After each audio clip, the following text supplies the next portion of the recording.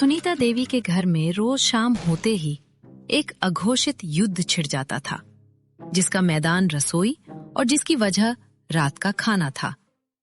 उनकी दोनों बहुएं, बड़ी बहू दीपिका और छोटी बहू दिया, एक दूसरे से बढ़कर आलसी थीं। जैसे ही घड़ी में शाम के 6 बजते, उन पर आलस का ऐसा पहाड़ टूटता कि उन्हें रात का खाना बनाने का विचार भी भयंकर आफत लगता। आज भी वही हाल था। घड़ी की सुइयां 8 का आंकड़ा पार कर चुकी थीं। सुनीता देवी का पेट भूख से गुड़गुड़ा रहा था, लेकिन ना तो चूल्हे पर कुछ चढ़ा था और ना ही रसोई में किसी की आहट थी। सुनीता देवी ने सोफे से अपनी आवाज को पूरे घर में गूंजा दिया। दिया, ओ दिया बहू। जी माँ जी, क्या हुआ? क्या हुआ? तुम आंखें खोलकर देखो दिया, बाहर अंधेरा छा गया है। रात के 8 बज रहे हैं। क्या आज घर में खाना नहीं बनेगा? तुम दोनों को जरा भी फिक्र नहीं है? माँ जी, आज तो दीपिका दीदी की बारी थी। कल रात का खाना मैंने बनाया था।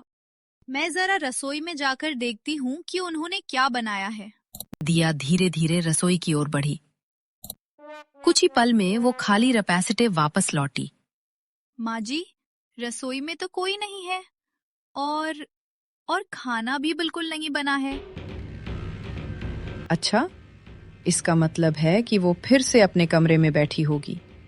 ये लड़की, जाकर उस कामचोर दीपिका को बुला ला। देखो क्या कर रही है वो। कमरे के अंदर दीपिका अपने मोबाइल पर तेज आवाज में गाने सुनते हुए चादर ओढ़कर लेटी थी। हेडफोन कान में लगे थे और वो दुनिया से बेखबर थी। दीदी, दीपिका दीदी, दरवाजा खोलो। क्या बात है दिया, ऐसे क्यों चिल्ला रही हो? मेरा सर फट जाएगा। आपको माँ जी बुला रही हैं। कह रही हैं कि अभी तक खाना क्यों नहीं बना। माँ जी, आपने मुझे बुलाया? हाँ, मैंने बुलाया। दीपिका बहू, अभी तक खाना क्यों नहीं बनाया? रात के 8 बज गए हैं। विवान और आदित्य के आने का वक्त होगा है। वो लोग काम करके आते हैं, उन्हें भूख लगती है। लेकिन माँ जी, मुझे याद है कल रात खाना मैंने बनाया था और आज दिया की बारी है। मैं तो बहुत थक गई हूँ। मैं तो अपने कमरे में आराम करने जा रही हूँ। हाँ, ये नाटक बहुत अच्छा है। मैं भी बहुत थक गई हूँ। मैं कोई नौकरानी नहीं हूँ कि रोज रोज रात का खाना मैं ही बनाऊंगी। आप एक काम कीजिए माँ जी, पूरे महीने का एक चार्ट बना दीजिए। कौन कौन कब कब किस दिन कौन सा खाना बनाएगा, सब लिख दीजिए। इस रोज रोज की किचकिच से तो अच्छा है। हे भगवान, 5 लोगों के परिवार में 2-2 हट्टी कट्टी बहुएं हैं और अब खाना बनाने के लिए चार्ट बनाना पड़ेगा। शर्म आती है तुम्हें ये सब बोलते हुए। मेरी गलती थी जो मैंने तुम जैसी कामचोर लड़कियों को अपने घर की लक्ष्मी बनाया। माँ जी, आप परेशान मत होइए। मैं एक काम करती हूँ, मैं विवान जी को फोन करके बोल देती हूँ कि वो खाना बाहर से ले आए। इससे न मेरी बारी आएगी न दिया की। बाहर का खाना? रोज रोज? ये क्या बात हुई? दीपिका ने अनसुना करते हुए तुरंत अपने पति विवान को फोन लगाया। हेलो विवान जी, सुनो, आज रात आप सबके लिए खाना बाहर से पैक करा कर ले आई। घर पे खाना नहीं बनेगा। और थोड़ी बहस हो गई। क्या बाहर से? मैं बाहर से ले तो आऊंगा, लेकिन लेट हो जाएगा। अभी मैं ऑफिस से निकला हूं। अगर अब खाना पैक कराने होटल जाऊंगा तो मुझे घर आने में 10 बज जाएंगे। कोई बात नहीं, 10 बज जाए तो बज जाए, लेकिन मैं खाना नहीं बनाने वाली। आप आराम से ले आइए। रात के 10 बज चुके थे। भूख के मारे सुनीता देवी की आंतें गुलगुला रही थीं और उन्हें चक्कर आ रहे थे। जैसे ही विवान घर में दाखिल हुआ, उनके हाथों में 3-4 बड़े बड़े पैकेट थे। भूख से बिलबिलाती सुनीता देवी ने पैकेट देखते ही लगभग झपट कर एक पैकेट उठाया और खाने पर टूट पड़ी। अरे, थोड़ा इंतजार तो कर लेती। मैं सबके लिए खाना परोस ही रही थी। ऐसे पैकेट से थोड़े ही खाते हैं। बहू, मैं रात के 8 बजे से खाने का इंतजार कर रही हूँ। मेरे पेट में चूहे नहीं, अब तो मगरमच्छ कूद रहे थे। अब मुझसे नहीं रहा जा रहा था। विवान और आदित्य ने भी जल्दी जल्दी खाना खाया और थककर अपने कमरों में सोने चले गए। आज दीपिका ने सुबह और दोपहर का खाना बनाया था, क्योंकि कल रात की हड़ताल के बाद ये तय हुआ था कि आज पूरे दिन की जिम्मेदारी दीपिका की होगी। अब शाम होने वाली थी। उफ, आज सुबह और दोपहर का खाना तो दीदी ने बना दिया, लेकिन अब शाम हो गई है। इसका मतलब रात का खाना बनाने की जिम्मेदारी फिर से मुझ पर आ जाएगी। और आज तो मेरे फेवरेट टीवी सीरियल इश्क का इम्तिहान का महा एपिसोड है। मैं अपनी शाम की शिफ्ट नहीं छोड़ने वाली। दिया ने तुरंत दाहिने हाथ की उंगली पर कसकर एक पट्टी बांधी और उस पर सिरप का लाल रंग लगा लिया। वो रसोई के पास आकर दर्द में आह भरने लगी। दीपिका ने दिया की उंगली देखी। ये तुम्हारी उंगली को क्या हुआ दिया? सुबह तक तो तुम्हारी उंगली बिल्कुल ठीक थी। तुम तो मजे से चाय पी रही थी। देखो ना दीदी, आह, आज शाम बाथरूम के दरवाजे से मेरी उंगली कुचल रही। बहुत बहुत दर्द हो रहा है। मुझसे चम्मच भी नहीं उठ रहा। तो अब रात का खाना कौन बनाएगा? मैं तो सुबह से खड़ी हूँ। आपको ही बनाना पड़ेगा दीदी। मैं तो सच में खाना नहीं बना पाऊंगी। दर्द बर्दाश्त नहीं हो रहा। क्या? मैंने आज सुबह और दोपहर का खाना बनाया है और तुम कह रही हो कि रात का खाना भी मैं बनाऊंगी? ये तो सरासर अन्याय है। तभी दीपिका के पास उसके पति विवान का फोन आया। हेलो दीपिका, सुनो, एक जरूरी बात। आज मेरे कुछ दोस्त रात के खाने पर अचानक घर आ रहे हैं। तुम कुछ अच्छा सा बना लेना, थोड़ा ध्यान से। वाह, दोस्तों को भी आज ही आना था। एक तरफ ये घायल दिया और दूसरी तरफ मेहमान। अब मुझे अकेले ही पकवानों की बारात बनानी पड़ेगी। हार मानकर दीपिका को रसोई में घुसना पड़ा। वो जल्दी जल्दी 3 तरह की सब्जी, दाल, चावल और गाजर का हलवा बनाने लगी। दिया फुर्ती से रसोई में आई। दीदी, आज तो आपने सच में बड़ा अच्छा खाना बनाया है। बड़ी अच्छी खुशबू आ रही है। अभी खाने को हाथ मत लगाना दिया। पहले सारे गेस्ट खा लें, उसके बाद ही किसी को खाने को मिलेगा। ये क्या दीदी, जब मैं खाना बनाती हूँ तब तो मैं ऐसा नहीं करती। मैं तो सबको साथ में देती हूँ। तुम अब जाओ यहाँ से, मुझे काम करने दो। विवान जी, आज आप सबके सामने रात के खाने का हिसाब कर ही दो कि कौन रात का खाना बनाएगा। मैं तो आज के बाद रात को रसोई में नहीं जाने वाली। रोज रोज का ये नाटक अब खत्म होना चाहिए। हाँ, तो मैं भी रात में रसोई में नहीं जाने वाली। दिया, ये सब क्या है? घर में मेहमान आए हैं और तुम हो कि झगड़ा कर रही हो? चुपचाप अंदर जाओ। दीपिका मजबूरी में टेबल पर सबके लिए खाना लगाती है। वाह भाभी जी, क्या खाना बनाया आपने, मजा आ गया। ऐसा लग रहा है जैसे किसी 5 स्टार रेस्टोरेंट में बैठकर खाना खा रहे हैं। नीर की सब्जी और मिलेगी भाभी जी, कमाल की बनी है। हाँ, क्यों नहीं, लीजिए ना भाई साहब। दीपिका सबको खाना खिलाती है। सारे मेहमान तारीफ करते हुए खाना खाकर चले जाते हैं। अगले दिन सुबह का समय था। सुनीता देवी अपने पड़ोस में रहने वाली श्रीमती शर्मा यानी शर्मा भाभी के साथ सोफे पर बैठी चाय पी रही थी। शर्मा भाभी को घर घर के मामलों में सलाह देने में महारत हासिल थी। कब तक आप बाहर खाने के भरोसे रहेंगी? इससे आपकी बहुएं तो और ज्यादा आलसी हो जाएंगी। क्या करूं भाभी, रोज रात को मेरे घर में एक नया महाभारत शुरू हो जाता है। अब तो मैं थक गई हूँ। मेरे पास एक रामबाण इलाज है। क्यों ना हम इन दोनों बहुओं का एक कुकिंग कंपटीशन करा दें? कंपटीशन? कैसी कंपटीशन? नियम बहुत सरल है। जो भी बहू इस प्रतियोगिता में सबसे अच्छा प्रदर्शन करेगी, उसे अगले पूरे महीने रात के खाने की जिम्मेदारी से छुट्टी मिल जाएगी और जो हारेगी उसे रोज खाना बनाना पड़ेगा। सुनीता देवी की आंखों में एक उम्मीद की किरण जागी।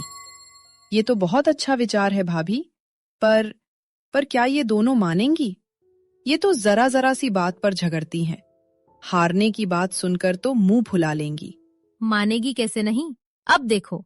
शर्मा भाभी ने अपनी आवाज थोड़ी ऊंची की ताकि दिया और दीपिका जो अपने कमरों में थी उन्हें सुनाई दे।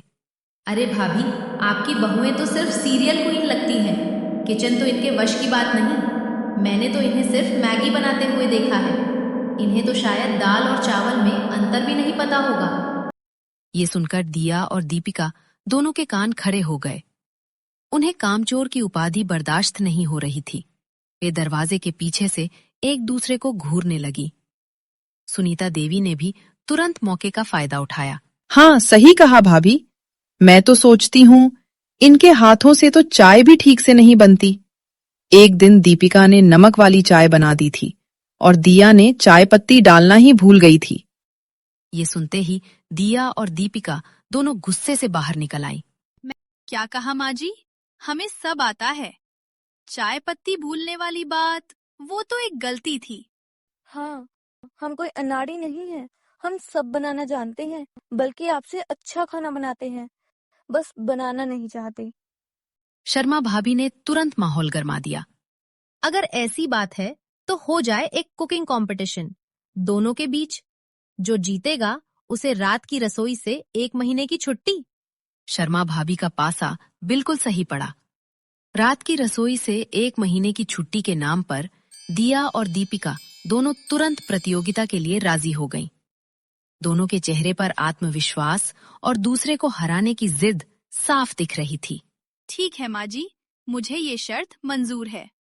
आज रात देखती हूँ कि दीदी का खाना ज्यादा अच्छा होता है या मेरा। हाँ दिया, तुम अपनी मैगी और ब्रेड टोस्ट बनाने की तैयारी करो। मैं आज दिखाती हूँ कि असली पकवान किसे कहते हैं। प्रतियोगिता के नियम सरल थे। आज रात जो भी सबसे लजीज खाना बनाएगा वो विजेता होगा। जल्द ही दोनों बहुएं पूरे जोश के साथ रसोई में जुट गईं।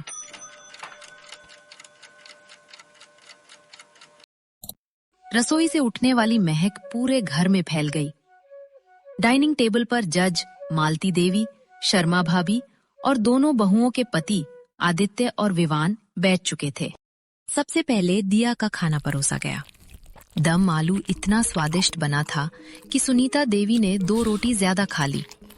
अरे दिया, ये तो बहुत जायकेदार बना है।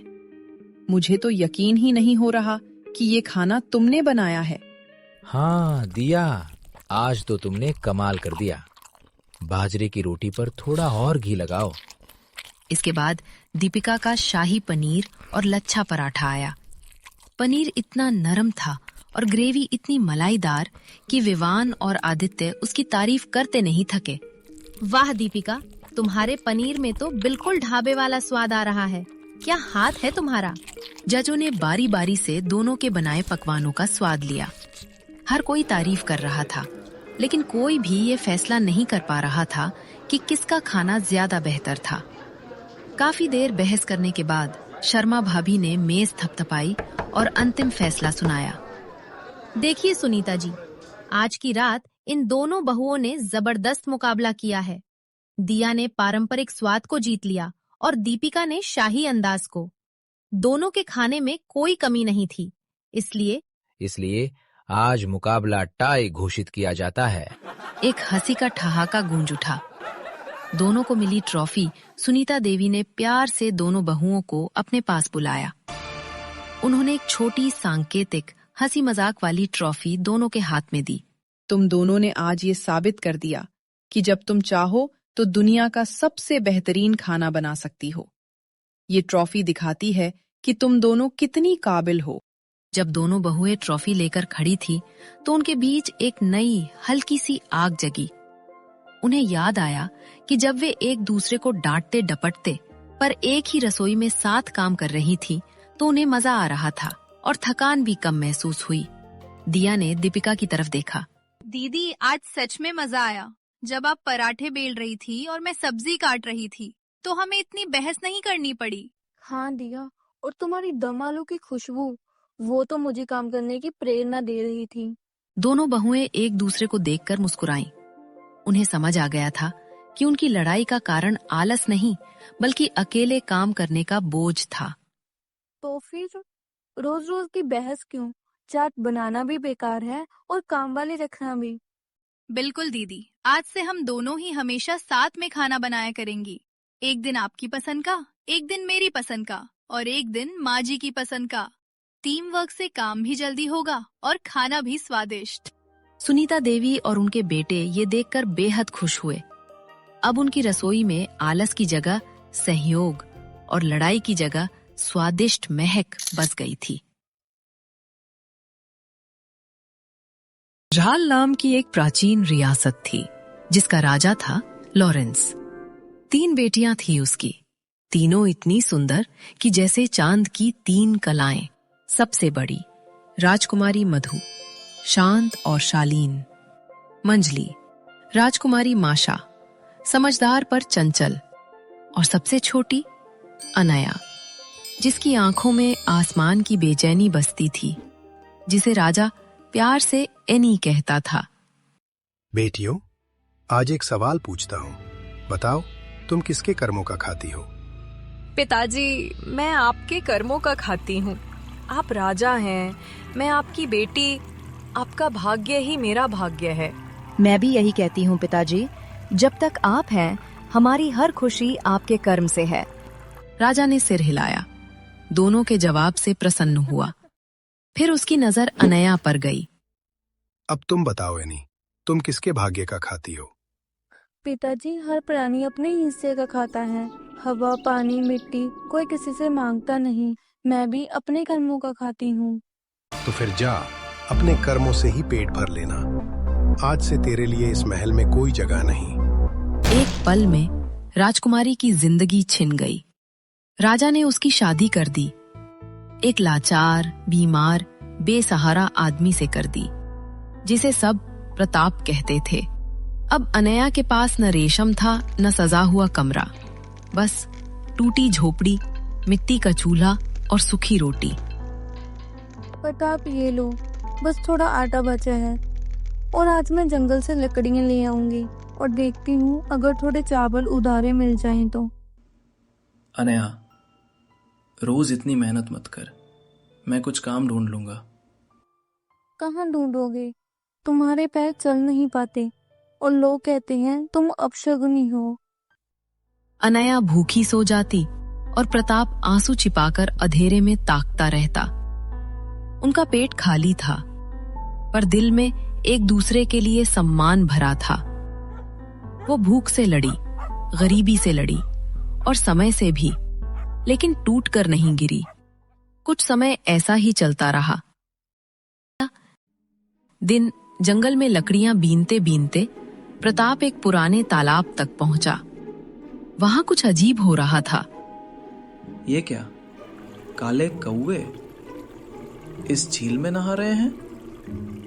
और जैसे ही वो बाहर निकले, उनके पंख काले नहीं, सफेद हो चुके थे। उनका रंग जैसे पवित्रता में बदल गया हो। ये क्या जादू है?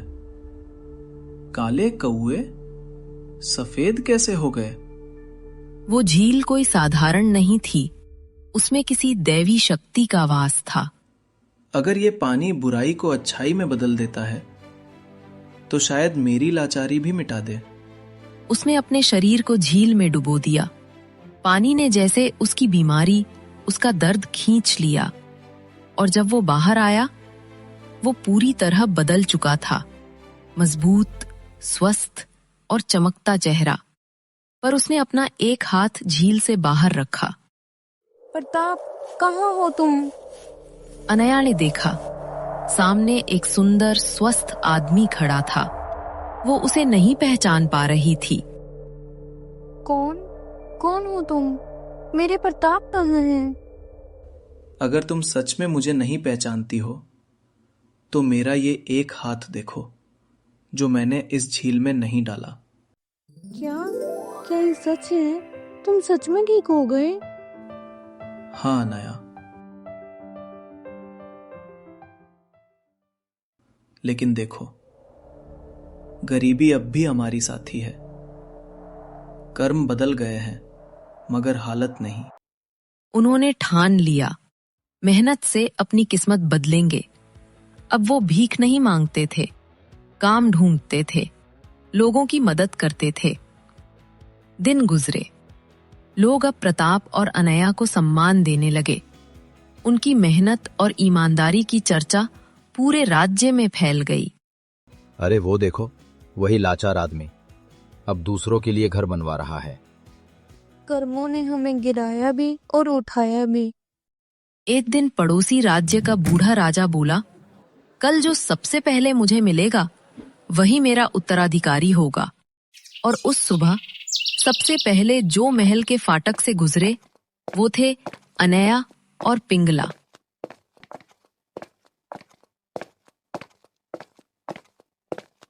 तुम दोनों में सच्चाई झलकती है।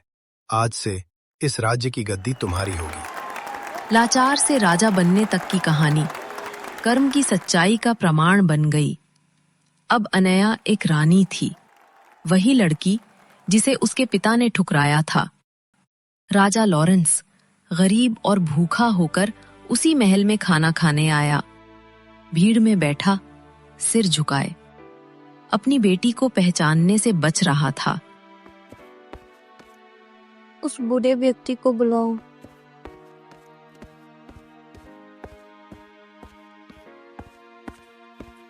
पिताजी, अब आप सर क्यों झुका रहे हो?